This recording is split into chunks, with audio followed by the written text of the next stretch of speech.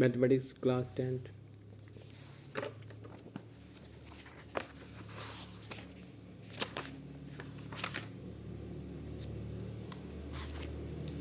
Exercise number 5.2, exercise number 5.2, question number 14। Question 14, how many multiples of 4 lies between 10 and 250। तो question है कि कितने 4 के मल्टीपल्स लाई करते हैं 10 और 250 के बीच में, ये हमने काउंट करने हैं। तो multiples of 4 lies between 10 and 250। पहले 10 लिखेंगे, फिर 11, 12 से लेके 250 तक नंबर्स हैं, इनके बीच में 4 के मल्टीपल्स फाइंड करेंगे।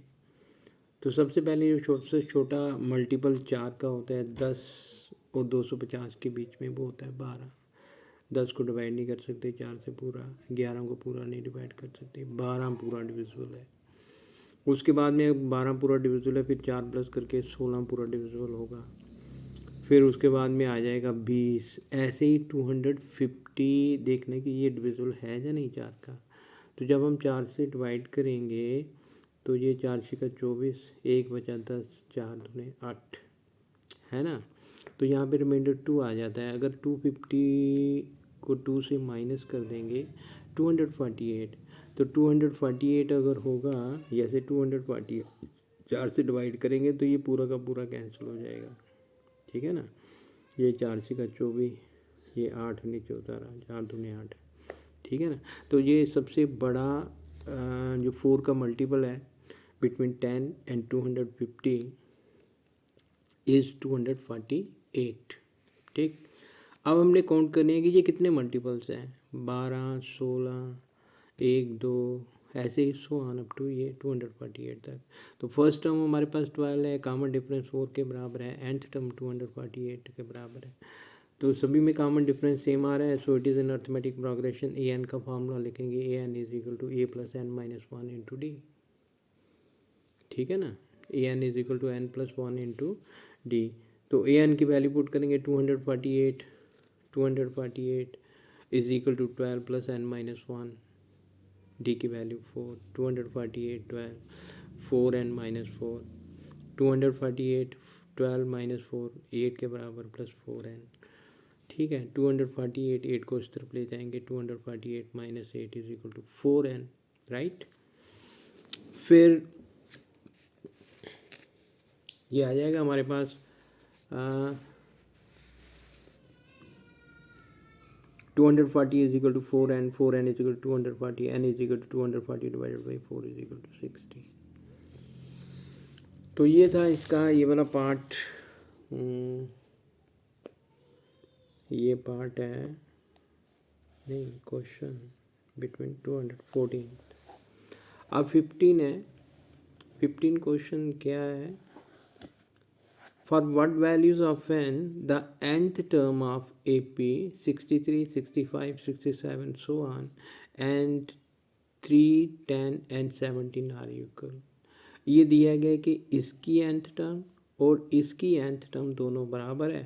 उसके बाद में for what value of n, मतलब n की कौन सी वैल्यू होगी, इसमें हमने n फाइंड करना है क्योंकि जिसमें इनकी nth टर्म जो है ना वो बराबर आ रही है, ठीक है। तो पहले केस में सीक्वेंस है 63, 65, 67 एंड सो ऑन, ठीक। अच्छा, let a n be the nth term in this sequence.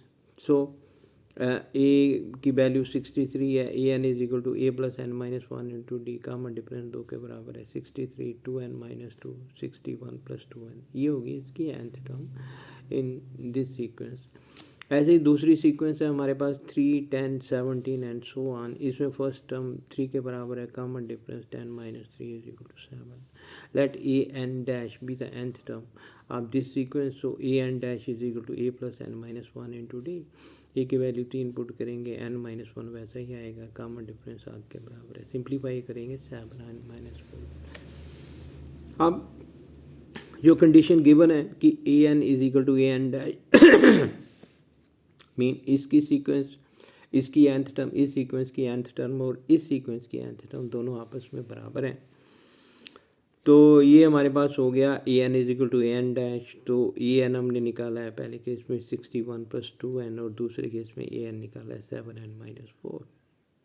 ठीक है, ये 2n हो गया, 7n को इस तरफ ट्रांसपोज करेंगे तो ये -4 हो गया, 61 को इस तरफ ले जाएंगे towards the left hand side, then it is equal to -61। 2n और 7n को माइनस करेंगे तो -5n, इसको माइनस करेंगे -65, minus minus cancel, n is equal to 65 divided by 5 is equal to 13। तो ये n हमारे पास कौन सी टर्म आ गई है, 13 टर्म। ठीक है, इसके बाद आता है question number 16। Determine question number 16, determine the arithmetic progression whose third term is 16 and seventh term exceeds the fifth term by 12 और सेवन्थ टर्म फिफ्थ टर्म को एक्सीड कर रही है 12 से। ठीक है, डिटरमिन द अर्थमेटिक प्रोग्रेशन, हमने अर्थमेटिक प्रोग्रेशन फाइंड करनी है कि कौन सी अर्थमेटिक प्रोग्रेशन है। तो ये हाँ, थर्ड टर्म इज 16। ठीक है, A3 इज इक्वल टू 16 ये दिया गया है और साथ में दिया गया है 7 term exceed the fifth term by 12। तो इस तरीके से हम लिख सकते हैं A7 is equal to A5 plus 10। Determine arithmetic progression, let A be the first term and D be the common difference.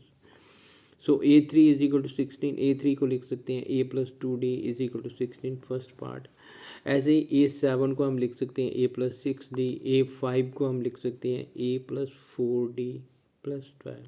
ठीक है, ए और ए आपस में कैंसिल हो जाएगा, 6D minus 4D is equal to 12, 6D minus 4D 2D के बराबर होता है, is equal to 12, D is equal to 6। ठीक है, तो put D is equal to 6 in first equation में पुट कर दो D की वैल्यू 6 फर्स्ट इक्वेशन में पुट कर दो।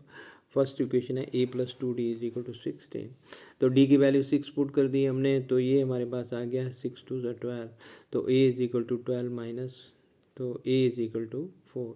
ठीक है, A की 4 की वैल्यू आई, D 6 आई, सीक्वेंस कौन सी होनी चाहिए, ये 4, दूसरी टर्म A प्लस 6, इसमें कॉमन डिफरेंस ऐड करेंगे 10, तीसरी टर्म में 10 में 6 ऐड करेंगे 16। तो ये हमारे पास अर्थमेटिक प्रोग्रेशन आ गई। ठीक है, क्वेश्चन नंबर 16 हुआ कंप्लीट। क्वेश्चन नंबर 20 क्या कहता है,